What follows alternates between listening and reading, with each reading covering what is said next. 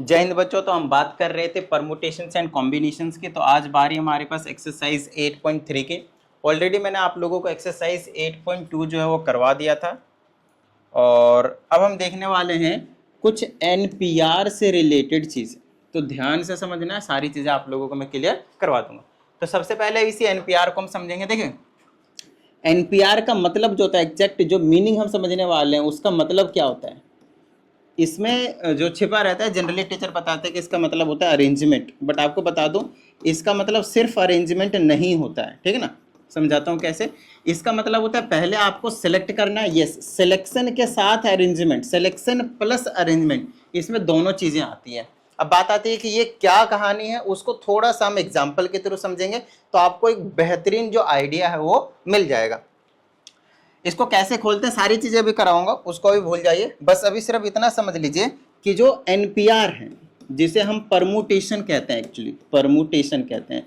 तो इस परमुटेशन का मतलब अभी आप लोगों को मैंने क्या बता दिया। पहली चीज सिलेक्शन, और सिलेक्शन के बाद हम उसी चीज को क्या करेंगे, अरेंजमेंट। चलो हम इसको एक एग्जाम्पल से समझने की कोशिश करते हैं।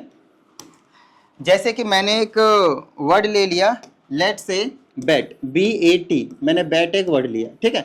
तो मुझे क्या करना है, मुझे इसके दो वर्ड को, दो वर्ड नहीं दो लेटर बोल लूंगा मैं, दो लेटर को, इन दो लेटर को मुझे क्या करना है, अरेंज करना है। तो मैं कितने तरीके से अरेंज कर सकता हूं, ठीक है। जब हम एनपीआर की बात करते हैं तो नो रिपीटेशन, ठीक है, रिपीटेशन जो आपके पास अलाउ नहीं होता है, ध्यान रहे।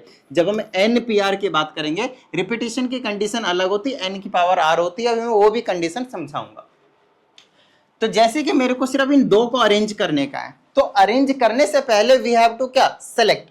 तो हमें यहाँ पे क्या करना पड़ेगा, पहले सेलेक्ट करना पड़ेगा, उसके बाद अरेंज करना पड़ेगा। तो ये कितने में से सेलेक्ट करने पड़ेंगे, 1 2 3, टोटल 3 में से, 3 में से कितने सेलेक्ट करने पड़ेंगे मेरे को, 2। तो 3P2, देखो यहाँ पे सेलेक्ट भी कर लिया हमने, 3 में से 2। 3P2 का क्या मतलब है, टोटल 3 लेटर थे, और 3 लेटर में से हमने 2 को क्या कर लिया, सिलेक्ट कर लिया।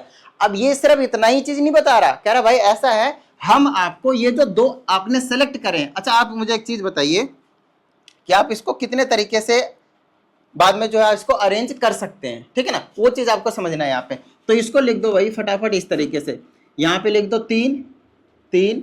अच्छा, इसको खोलने का तरीका क्या है, एनपीआर को पहले खोल लीजिए यहाँ पे ताकि समझ में आ जाए। इस चीज को मैं ऐसे लिख सकता हूँ, n का factorial divided by n minus r का फैक्टोरियल। बस इतनी सी चीज को आपको समझ लेना और कुछ नहीं, ठीक है। एनपीआर को हम हमेशा मैं कैसे खोला करूंगा, n का फैक्टोरियल और n माइनस r का फैक्टोरियल। तो अगर मैं इसको खोलना चाहता हूं कि 3 लेटर में से मुझे क्या करना है, 2 को सिलेक्ट करना है और फिर उसको अरेंज भी करना है, सारी चीजें यही हो जाएंगी, आपको कोई टेंशन नहीं लेना। तो 3 का मतलब हो गया, यहाँ पे एनपीआर के अकॉर्डिंग खोलता हूं तो 3 फैक्टोरियल, और नीचे आ जाएगा आपके पास 3 माइनस 2 का फैक्टोरियल। तो आंसर कितना आया आपके पास, 3। इसको मैं खोल सकता हूँ, चलो अभी पहले लिख देता हूँ, नीचे मैं 1 फैक्टोरियल लिख देता हूँ। क्या इतनी सी बात समझ में आ गई, ठीक है। अब आगे समझो भाई। तो 3 फैक्टोरियल नीचे 1 फैक्टोरियल, आपको बता रखा है कि भाई 0 factorial is equal to 1 factorial होता है, और इन दोनों की वैल्यू क्या होती है, 1 होती है। याद रखना, ये बहुत ज्यादा इंपॉर्टेंट है। तो मेरे पास बचा क्या, 3 फैक्टोरियल बचा, और इसको रिवर्स मल्टीप्लिकेशन करेंगे, 3 to 1 करेंगे तो टोटल कितने आ गए आपके पास, 6। तो जो टोटल अरेंजमेंट बन पाएंगे, वो टोटल अरेंजमेंट कितने बन पाएंगे आपके पास, 6 बन पाएंगे। इतनी बात समझ में आई। तो हमने क्या करा, 3 में से 2 को सेलेक्ट करा और उसको अरेंज भी कर दिया, तो जो टोटल अरेंजमेंट्स निकल कर आएंगे वो कितने निकल कर आएंगे आपके पास, 6 निकल कर आएंगे। आई बात समझ में। तो ये ओवरऑल इसकी कहानी थी। अब यहाँ पे एक और इंपॉर्टेंट चीज समझिएगा, जब भी हम कभी एनपीआर की बात करते हैं तो इसमें आपके पास n हमेशा ग्रेटर देन या फिर इक्वल टू भी हो सकता है, किसके, r के। कहीं कल को आप मेरे से बोलो सर ऐसा है, हमारे पास 3 है, उसमें से ना मैं 4 को सेलेक्ट करके और अरेंज भी करूंगा, पॉसिबल है क्या, आपके पास सिर्फ 3 ही चीज है, उसमें से 4 आप कैसे सेलेक्ट करोगे और फिर क्या उसको अरेंज भी करूं, not possible. So this condition is not possible. क्यों, क्योंकि यहाँ पे आपने देखा ऊपर वाली चीजों को हम n कहते हैं, नीचे वाले को r कहते हैं, तो ये कंडीशन कभी भी पॉसिबल नहीं है। इसीलिए मैंने क्या बोला, n की वैल्यू हमेशा ग्रेटर देन होनी चाहिए, और किससे, r से। मतलब ऊपर वाली चीज बड़ी हो सकती है, नीचे वाली चीज बड़ी नहीं हो सकती है। दूसरी चीज ये इक्वल हो सकते हैं, इसमें कोई समस्या नहीं। मान लीजिए कि आपके 4 दोस्त हैं, 1 2 3 4 डब्बे, 4 दोस्त हैं, आपको चारों दोस्त को सेलेक्ट करके अरेंज भी करना है, तो चारों दोस्त को तो आप सेलेक्ट कर सकते हैं ना। मान लो पार्टी में बुलाना है भाई, अपने को चारों दोस्तों को बुलाना है, तो मैं चारों को बुला सकता हूं। लेकिन क्या कभी ये पॉसिबिलिटी हो सकती है कि 4 दोस्त को है हमारे और हम 5 दोस्त को बुला लें? पॉसिबल ही नहीं है, it is not possible, right. तो यहां पे आपको समझना है कि n और r ये इनमें से हमेशा n बड़ा होगा, हमेशा n बड़ा होगा। लेकिन एक कंडीशन ऐसा भी आ सकता है जिस केस में आप बोलोगे कि दोनों इक्वल हो सकते हैं, इसमें कोई समस्या वाली बात नहीं होगी। तो ये एक इंपॉर्टेंट कंडीशन है, इसको आपको याद रखना है। अब सबसे पहला फॉर्मूला हमने बताया NPR, इसको याद रखिए। आपको मैं बता दूं, मैं मैक्सिमम क्वेश्चन कोशिश करूंगा कि फॉर्मूले से ना करूं, ध्यान से सुनिएगा, और आप लोग भी ऐसे ही करें। मैं आपको बता दूं, इसको नोट लीजिए, अपने दिमाग में गांठ बांध लीजिए कि all questions can not be done with formula. आप चाह के भी नहीं कर सकते, सबसे कमाल वाली बात ये, आप चाह के भी सभी क्वेश्चन को फॉर्मूले से कर ही नहीं सकते। रीजन क्या है? क्योंकि ये जो क्वेश्चंस होते हैं वो प्रैक्टिकल बेस्ड होते हैं। जब तक आपकी क्रिटिकल थिंकिंग नहीं होंगे, जब तक आप सोच नहीं पा रहे होंगे उस क्वेश्चन के अकॉर्डिंग, तब तक आप आंसर नहीं निकाल पाएंगे। इस चीज को बिल्कुल समझ लीजिए ऐसे से। सभी क्वेश्चन को आप कर ही नहीं सकते फॉर्मूले से। तो फॉर्मूले के पीछे मत पड़ जाना, सर ये फॉर्मूला से करवा दो, ये फॉर्मूले से करा दो, हम ये वाला फॉर्मूला लगाएंगे। कितने फॉर्मूले याद रखोगे? लो ना, अभी 4 बताऊंगा, 4 भी याद नहीं रख पाओगे तुम। अभी मैं तुम्हें 4 फॉर्मूला बताऊंगा, तुम 4 भी याद नहीं रख पाओगे। चलो अभी इस एनपीआर के बारे में और कुछ चीजों को समझने की कोशिश करते हैं, ठीक है। ये जो एनपीआर है आपके पास, ये एनपीआर का मतलब क्या होता है? Out of n different thing, different बोल सकता हूं, या फिर इसके जगह मैं डिस्टिंक्ट वर्ड यूज करूंगा, एक ही बात है, दोनों का मतलब है ना। तो out of n different things,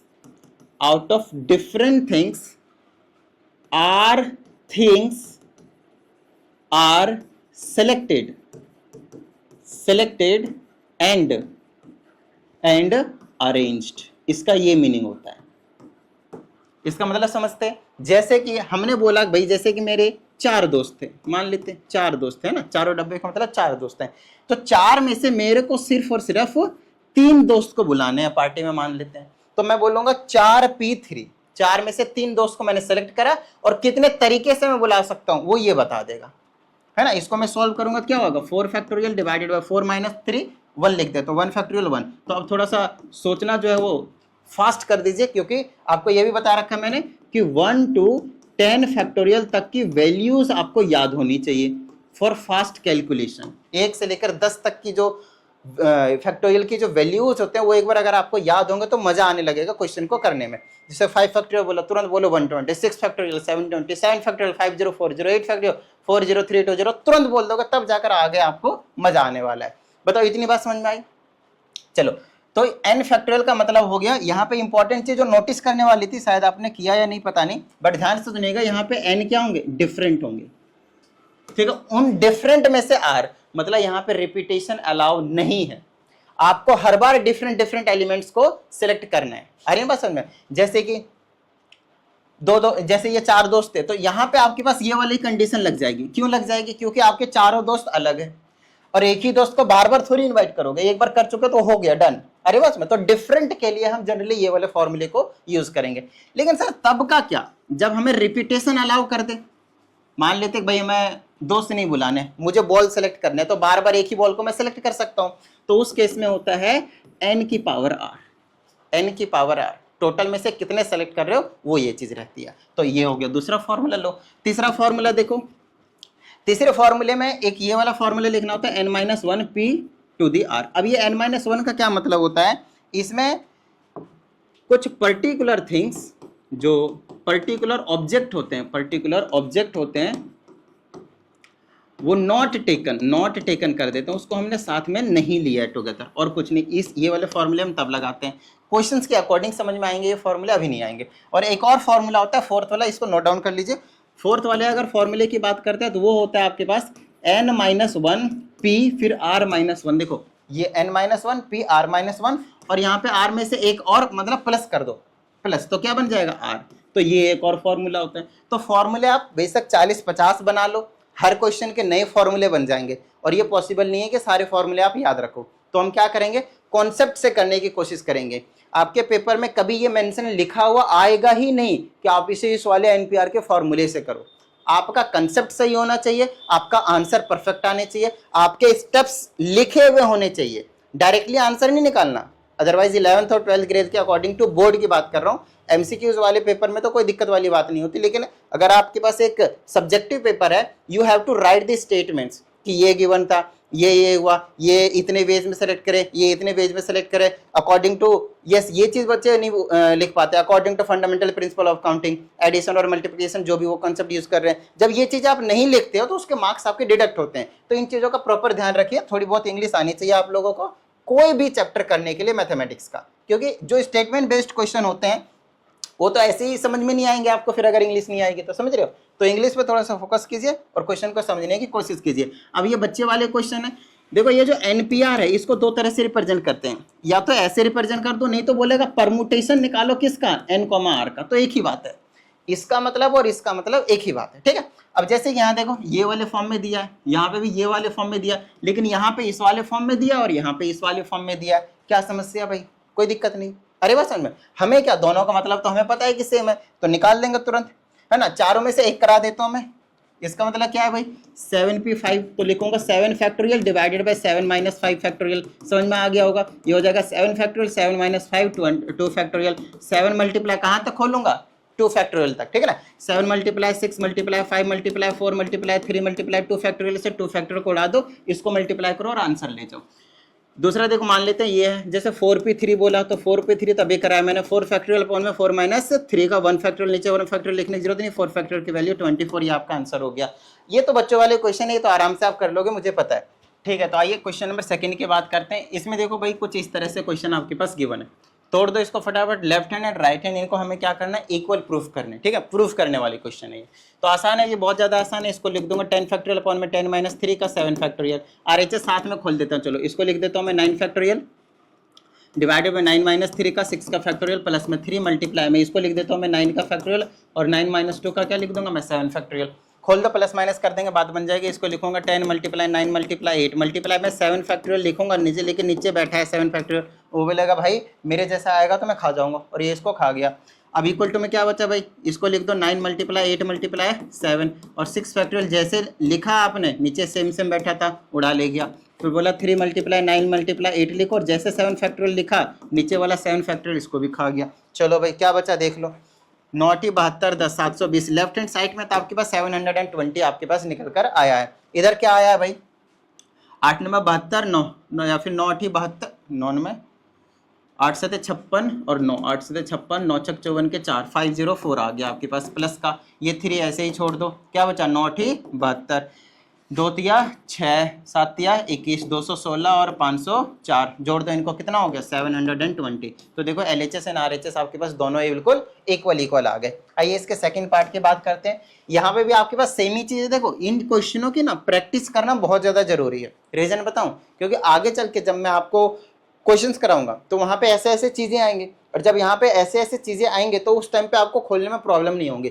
already आप ट्रेंड रहेंगे तो मज़ा आएगा, ठीक है। ट्रेंड रहना बहुत ज़्यादा जरूरी है इन क्वेश्चनों के लिए। तो इसको तो पता है क्या आने वाला आपके पास। अच्छा एक और चीज़ याद रखिएगा, अगर यहाँ पे भी n आए और ये p है, यहाँ पे भी n आए, तो क्या लगता है आपको क्या आएगा अगर ये सेम सेम आता है। ध्यान सुनिएगा, अगर यहाँ पे सेम यहाँ पे सेम, चलो खोल के दिखाता हूँ तो ज़्यादा मतलब भरोसा होगा आप लोगों को। n का फैक्टोरियल लिखा और नीचे में क्या लिखूंगा n माइनस n, तो क्या हो गया 0 फैक्टोरियल, 0 फैक्टोरियल तो 1 होता है। अरे बस इसका मतलब जब यहाँ और यहाँ सेम होंगे तो हमेशा जो भी सेम होगा उसमें फैक्टोरियल लगा दो। मतलब कल को अगर मैंने आपसे बोला कि मुझे 5p5 का आंसर बताओ तो वो कुछ और नहीं है, 5 फैक्टोरियल है। तो ऐसा करके हम क्या करेंगे, ठीक है। आगे मैं डायरेक्टली लिखूंगा तो याद रखिएगा, क्लियर है यहाँ तक। दूसरी चीज, अगर मैं आपसे बोलता हूँ 5, यहाँ कुछ भी हो जाए, मतलब NP1, तो एक बार इसको भी सीख लो, क्योंकि ये भी बहुत बार 1 नहीं 0 ये भी बहुत ज्यादा इंपॉर्टेंट होते हैं। याद रखना R की वैल्यू और N की वैल्यू कभी भी नेगेटिव नहीं हो सकते, क्योंकि यहाँ पे ऑब्जेक्ट्स की बात कर रहे हैं, थिंग्स की बात कर रहे हैं, ठीक है ना, कि इतने थिंग्स में से इतने को सेलेक्ट करके उसको अरेंज कर देना है। तो पॉसिबल ही नहीं कि भाई माइनस वाले थिंग्स को सेलेक्ट कर लिए, समझ रहे हो। अच्छा NP0 करेंगे तो क्या आएगा, n का factorial divided by n minus 0 का फैक्टोरियल n फैक्टोरियल, इसको काट देंगे तो क्या आएगा 1। तो ये कुछ ऐसे होते हैं आगे चल के मैं आप लोगों को ना बाइनोमियल थ्योरम नाम का एक चैप्टर कराऊंगा, बाइनोमियल थ्योरम। बाइनोमियल थ्योरम में आपको एक और चीज बताऊं, ये वाली जो चीज है वो सबसे पहले आपको देखने को मिलेगा जिसको मैं 1 लिखा करूंगा, और ये बिल्कुल लास्ट टर्म देखने को मिलेगा जिसको मैं हर बार 5 फैक्टोरियल लिखूंगा या फिर जो भी n फैक्टोरियल होगा वो मैं लिखा करूंगा। तो ये दोनों एक इंपॉर्टेंट है, बहुत ज्यादा फ्रिक्वेंटली यूज होने वाले आगे आने वाले चैप्टर्स में। तो अगर अभी कुछ पढ़ रहे हो तो आगे चल के यूज होगा, इस बात का प्रॉपर ध्यान रखना है, ठीक है। चलो खैर ये तो मैंने वैसे ही फालतू आपको बता दिया, फालतू तो खैर नहीं बोल सकते, लेकिन हाँ जो काम की चीजें थी वो मैंने आप लोगों को बता दिया। अब यहाँ की बात करते हैं कि यहाँ के अकॉर्डिंग क्या हो रहा है। तो भाई यहाँ तो n फैक्टोरियल बचा ना, ये क्या होता है 0, इसको भी खोल देते हैं भाई, 2 को ऐसे ही रखते हैं, RHS को मल्टीप्लाई, इसको खोलो n फैक्टोरियल डिवाइडेड बाय, ये क्या है n में से इसको माइनस करना है। बच्चे गलती कर देते हैं, बच्चे क्या गलती करते हैं, n में से -n करते हैं और ऐसा करके लिख देते हैं, विच इज कंप्लीटली रॉन्ग। अब इसमें क्या गलत किया मैंने, भाई इसमें से इसको माइनस करने का है, तो n में से जब माइनस करूंगा तो ये माइनस दोनों का साइन चेंज करेगा, अरे बस में फिर इससे ये कैंसिल हो जाएगा।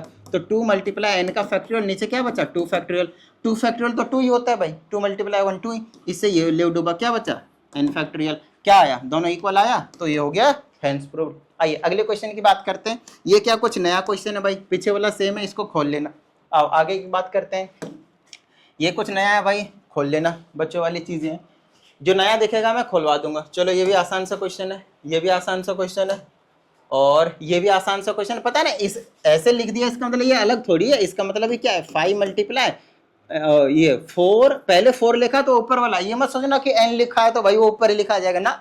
यहाँ पे जो पहले लिखा है, मैंने ये कभी नहीं बोला कि भाई, मतलब ये तो बोला कि n जो हमेशा greater than equal to r होना चाहिए, लेकिन ये भी बोला है कि n भाई ऊपर होना चाहिए, ऊपर वाला बड़ा है, ध्यान रखना इस चीज का, कहीं आप लोग ज्यादा कंफ्यूज होकर कुछ और कर दो, ठीक है ना। चलो तो ये 4pn हो गया, और इधर क्या है 6 मल्टीप्लाई p, तो ये 5 ऊपर जाएगा और नीचे n-1, सेम क्वेश्चन बन गया। तोड़ना आता है, खोलना आता है ना। यहाँ ये वाला क्वेश्चन मैं कराता हूँ, इंपॉर्टेंट है। यहाँ से आपके पास जो वैल्यूज है n या फिर r की वैल्यू जो है निकालने के लिए बोला जाता है। यहाँ मुझे r तो दिख नहीं रहा, सिर्फ n दिख रहा है, तो इसमें एक और क्वेश्चन होगा फाइंड n, ये क्वेश्चन होता है आपके पास। ये वाले क्वेश्चन एक और क्वेश्चन बनता है जिसमें आपसे बोला जाता है फाइंड r। तो जो भी आपके पास रेशियो वाले क्वेश्चन दिए हैं और जिसमें फाइंड n या फिर r लिखा है, तो समझ लो पेपर में आ रहा है आपके पास 3 मार्क्स का, पेपर में आपके पास 3 मार्क्स का एक क्वेश्चन आ ही रहा है गारंटी के साथ, तो उसकी टेंशन मत लीजिए, ठीक है ना। बाकी अगर छोटे मोटे टेस्ट होंगे तो शायद ना दे, लेकिन वैसे जरूर दे देंगे, पक्का दे देंगे, ठीक है। आओ तो इसको खोलना थोड़ा सिखा देते। देखो रेशियो में लिखा है मतलब वो अपॉन में लिखा, और इसका मतलब क्या है बता रखा है n-1 p3 लिखा है, अपॉन में लिखा है। ये वाली चीज क्या है, ये n+1 p3 लिखा हुआ है, इज इक्वल टू में क्या है 5/12 है। भाई तोड़ेंगे इसको, तोड़ दो। चलो क्या लिख सकता हूँ, ध्यान से समझना, n-1 का फैक्टोरियल डिवाइडेड बाय में n-1 -3, तो कितना बना n-4, तो यहाँ पे लिखेंगे हम n-4, ठीक है। अच्छा उसके डिवाइडेड में भी है कुछ n+1 का factorial whole divided by n+1 में से -3, तो क्या बनेगा भाई n+1 में से जब -3 करूंगा तो क्या n-2 नहीं बनेगा, बताओ मुझे। तो n-2 का फैक्टोरियल लिखोगे आप लोग, यहाँ पे क्लियर है यहाँ तक। और इक्वल टू में मेरे पास क्या है भाई 5/12। चलो अब इसको सॉल्व कर देते हैं। इसको सॉल्व करेंगे तो क्या आ जाएगा भाई, सबसे पहले तो आप रेसिप्रोकल कर लो, उसके बाद खोलना, ठीक है ना। ऐसे हमने आपको बताया जब 4 चीजें डिवाइड में होती हैं, जैसे 4/3 = 7/8 मान लिया, तो इसको तो एज इट इज रखते हैं फर्स्ट फ्रैक्शन को, और इस वाले डिवाइड को मल्टीप्लाई में चेंज करते हैं, तो ये दोनों आपके पास क्या होते हैं रेसिप्रोकल हो जाते हैं। बहुत इंपॉर्टेंट कंसेप्ट, बच्चे भूल जाते हैं। n-1 का फैक्टोरियल डिवाइडेड बाय n-4 का फैक्टोरियल, ठीक है। मल्टीप्लाई में चेंज हुआ ये वाला डिवीजन और ये रेसिप्रोकल हो जाएंगे, तो ये बना लेगा n-2 का फैक्टोरियल और डिवाइडेड बाय में n+1 का फैक्टोरियल और इज इक्वल टू में 5/12। आपको एक चीज बताऊं मैं, जब भी कभी ऐसा क्वेश्चन आएगा तो आपको फैक्टोरियल से कोई मतलब ही नहीं, फैक्टोरियल तो चाहिए ही नहीं अपने को, तो हमें क्या करना पड़ेगा, कुछ ऐसा तिगड़म लगाओ कि फैक्टोरियल ही गायब हो जाए। और फैक्टोरियल तभी गायब होगा जब दूसरे नंबर में फैक्टोरियल होगा। एक तो वो तरीका है, दूसरा तरीका है क्या भाई 1 तक लेके जाओ, 1 तक आप लेके ही नहीं जा सकते, कोई पर्टिकुलर नंबर नहीं गिवन है ना। तो दूसरा तरीका यही बना कि एक फैक्टोरियल वाले को आप तभी गायब कर सकते हो जब उसके नीचे डिवाइड में, या फिर नीचे है तो उसके ऊपर में आपके पास क्या होने चाहिए, वैसा ही सेम फैक्टोरियल वाला नंबर होना चाहिए। तो उसके लिए आप क्या करोगे, ध्यान से समझना। अगर मैं चाहता हूं कि ये वाला और ये वाला कैंसिल हो जाए, ध्यान सुनिएगा, अगर मैं चाहता हूं कि ये और ये कैंसिल हो जाए तो पता है मुझे क्या करना पड़ेगा, दोनों के फैक्टोरियल के अलावा ये जो नंबर है वो सेम करने पड़ेंगे। अब ये अपने आप तो सेम होंगे नहीं, फैक्टोरियल से ही सेम होंगे, रिवर्स मल्टीप्लिकेशन करते जाएंगे। या फिर अगर मैं चाहता हूं कि इसको और इसको सेम करना चाहता हूं, तो आपको पता है किसको तोड़ना है, मैं इसको भी खोल सकता हूं, इसको भी खोल सकता हूं, इसको भी, लेकिन आपको मतलब दिमाग लगा लेना पहले कि किसको खोलना है।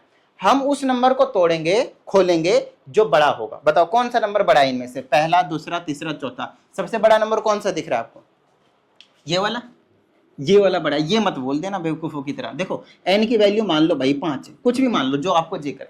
उसके बाद देखो 5 में से एक जगह कितना बचेगा, ये तो 4 है, और 5 में से 4, यही तो सबसे छोटा है और ये क्या बचा, 5 में से 2 तो 3 गया, और ये देखो 5 + 1 6 फैक्टोरियल हो गया। तो दिमाग लगा लिया करो थोड़ा सा, ठीक है। चलो तो इसको हम खोलेंगे, इसको खोलने का एक बेनिफिट मिलेगा, क्या मिलेगा अभी बताता हूँ। अभी मैंने एक ही को सोचा है, ठीक है, अभी मैं धीरे धीरे समझा रहा हूँ आप लोगों को। तो n-1 n-4 का फैक्टोरियल मल्टीप्लाई n-2 को ऐसे ही छोड़ देता हूँ, और डिवाइडेड में इसको मैं खोलूंगा तो एक बार तो ऐसे ही रखना पड़ेगा मुझे, फिर एक कम करूंगा तो n ही बचेगा क्योंकि एक गायब हो गया, फिर एक और कम करूंगा तो n-1 आएगा। मैं बोलूंगा भाई रुक जा। मैंने क्यों बोला रुक जा, क्योंकि मैंने देखा कि इसके जैसा एक यहाँ पे है, और ये बोलेगा भाई मैं तुझे खा जाऊंगा। और इधर क्या था मेरे पास 5/12, ऐसे ही रहने दो। अब देखो फैक्टोरियल गायब हुआ, एक कम हो गया, अब सिर्फ 2 ही में फैक्टोरियल बचे। अब इन दोनों में से हमें क्या करना है, फिर से और गायब करने। तो और मैं कैसे गायब कर सकता हूँ, देखो भाई, अब पता करो कि इसमें और इसमें कौन सा बड़ा है, उसी को खोल देना। तो मैं इसको नहीं खोलूंगा, इसको खोलूंगा, क्योंकि ये क्या है, बड़ा है, ठीक है। अब इसको खोलूंगा तो n-2 को मैं ऐसे ही छोड़ूंगा, और क्या आ जाएगा मेरे पास, n-3 हो जाएगा। एक कम किया है, अरे बढ़ाया नहीं है, कम किया है, क्योंकि n-2 था, n-2 में से -1 करूंगा तो -3 हो जाएगा, ठीक है। अच्छा क्या बचा फिर भाई, n-4 का फैक्टोरियल बचा, और ये वाला नीचे n-4 नीचे वेट ही कर रहा था तुम्हारे आने का, बोला यार आजा बेटा, काट दिया। फिर क्या बचा मेरे पास, n+1 बचा और n बचा, और इस इक्वल टू में 5/12 बचा। अब देखो कहीं नज़ारा कितना मजा आ रहा है, कहीं दिख रहा है क्या फैक्टोरियल, नहीं दिख रहा। अब हमारा काम बन गया, अब हमें n की वैल्यू निकल जाएगी यहाँ से, खत्म बात, ठीक है। चलो निकालते हैं भाई एक ही तरीका मल्टीप्लाई कर सकते हो, और कोई तरीका नहीं है। इसे इसको मल्टीप्लाई करूंगा तो n का स्क्वायर हो जाएगा, इसको करेंगे तो -5 हो जाएगा। चलो मल्टीप्लाई कर लेता हूँ, शायद कुछ गलत ना हो जाए। -2n, फिर -3n, फिर +6, तो n का स्क्वायर -5n +6 हो जाएगा, डिवाइडेड बाय में यहाँ तो सिंपल n² +n हो जाएगा = 5/12। क्रॉस मल्टीप्लाई करो, मौज लो। क्रॉस मल्टीप्लाई करेंगे इससे, इसको क्या हो जाएगा, 12n की स्क्वायर -12×5 60n +12×6 72 = 5n की स्क्वायर +5n। चलो भाई इधर ले आओ, तो 12 में से 7 चला जाएगा, कितना बचा, सॉरी 5 चला जाएगा तो 7n की स्क्वायर बचा। 60 में से ये 5 और माइनस कर दो, -65n बचा, और ये +72 बचा = 0। अब ये क्या बना मेरे पास, क्वाड्रेटिक। अब मिडिल टर्म तो याद ही होगा, और मिडिल टर्म याद नहीं तो क्वाड्रेटिक याद होगा। तो इन दोनों में से आप लोगों को जो जी करे वो लगाइए और मौज लीजिए, जो जी करे वो लगाइए और मौज लीजिए। समझ में आ गई इतनी बात। तो कौन सा नंबर ले सकता हूँ, मुझे साफ साफ नंबर पहले से ही दिख रहा है, यहाँ पे नंबर मुझे पहले से ही दिख रहा है। कौन कौन सा ले सकता हूँ मैं, 65 और 7 ले सकता हूँ ना, 65 और 7। बात बनेगी क्या, नहीं बनेगी।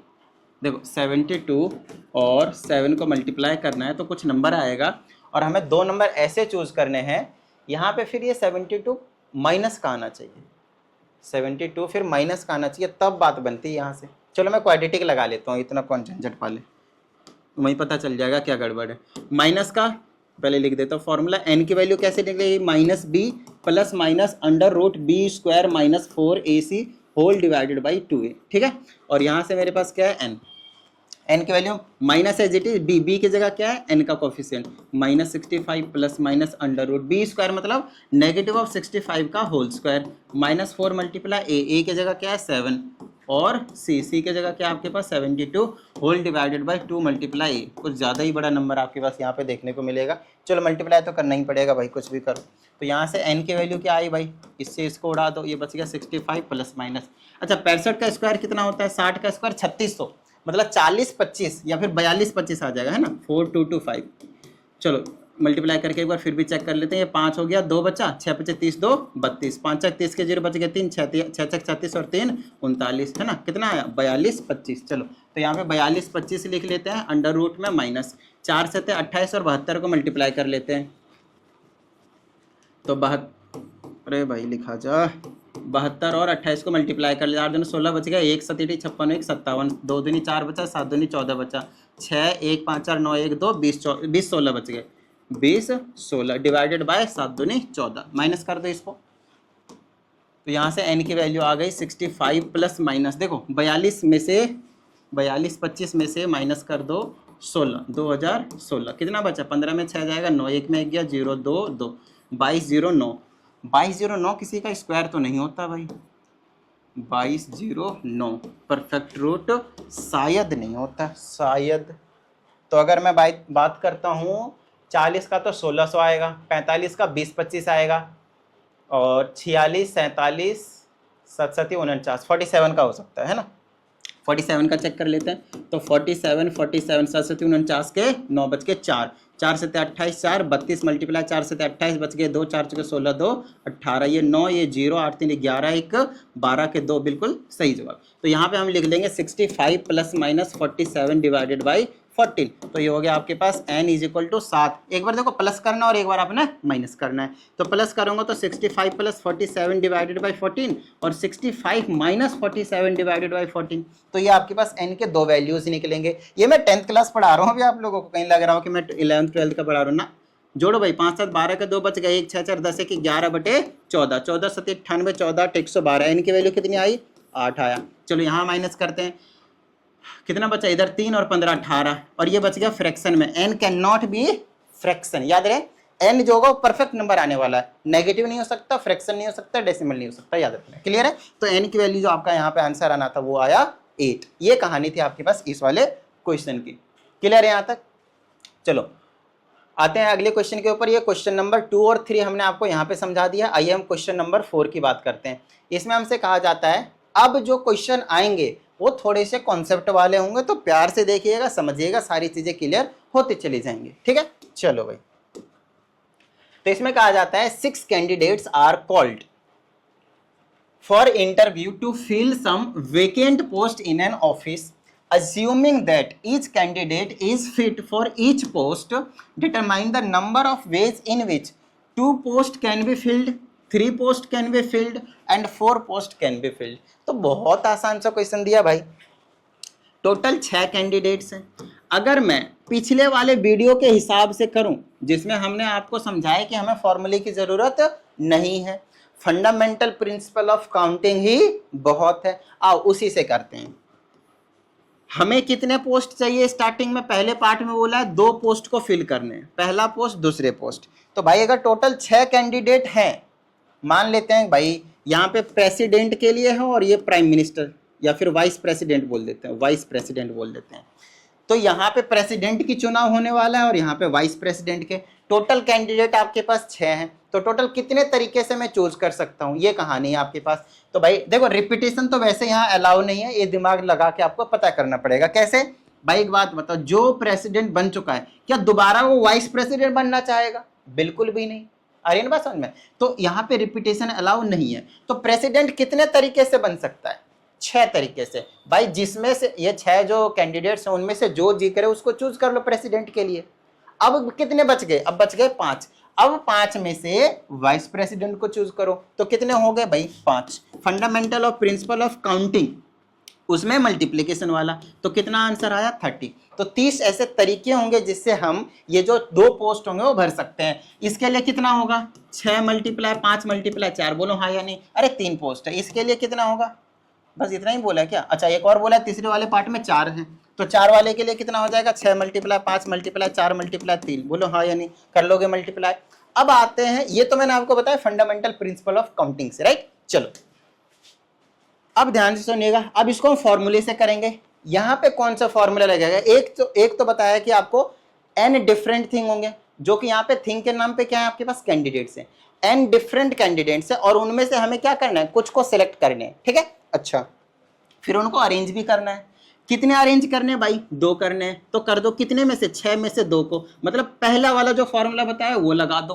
क्या इसको खोलने में कोई समस्या आएगी? भाई 30 ही आना है, इसको भी खोल लेना। देखो 6 मल्टीप्लाई 6 माइनस 2 कितना आया? 4 फैक्टोरियल। 6 को खोलो, 6 मल्टीप्लाई 5 मल्टीप्लाई 4 फैक्टोरियल पे रोकूंगा और नीचे ये वेट कर रहा था, बोलेगा भाग भाई काट दिया, कितना बचा 30 बचा।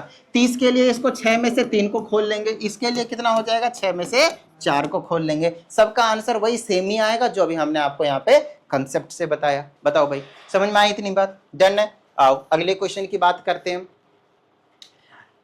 अब यहाँ पे भी वही चीजें हैं भाई, यहाँ पे कोई आपके पास अलग चीज जो है देखने को नहीं मिल रहा है। कहते हैं कितने 3 डिजिट नंबर जो है आप बना सकते हो, कितने 3 डिजिट जो नंबर है वो बना सकते हो यूजिंग द डिजिट्स 1 to 9। तो टोटल डिजिट्स कितने हैं 9, 3 डिजिट के नंबर बनाने हैं तो 9p3। अगर डिफरेंट है, अगर रिपीटेशन अलाउ नहीं है तब की बात कर रहा हूँ मैं, तब की बात कर रहा हूँ मैं, ठीक है ना। यहाँ पे दोनों फॉर्मूले लगेंगे जो पहला और दूसरा बताया, फंडामेंटल प्रिंसिपल तो है ही आपके पास, उसमें तो कोई डाउट वाली बात नहीं है भाई। 3 डिजिट नंबर बनाने, मेरे पास टोटल नंबर 9 है, यहाँ पे 9 तरीके से, यहाँ पे 8 तरीके से, यहाँ पे 7 तरीके से मल्टीप्लाई करो, आपका आंसर ले जाओ।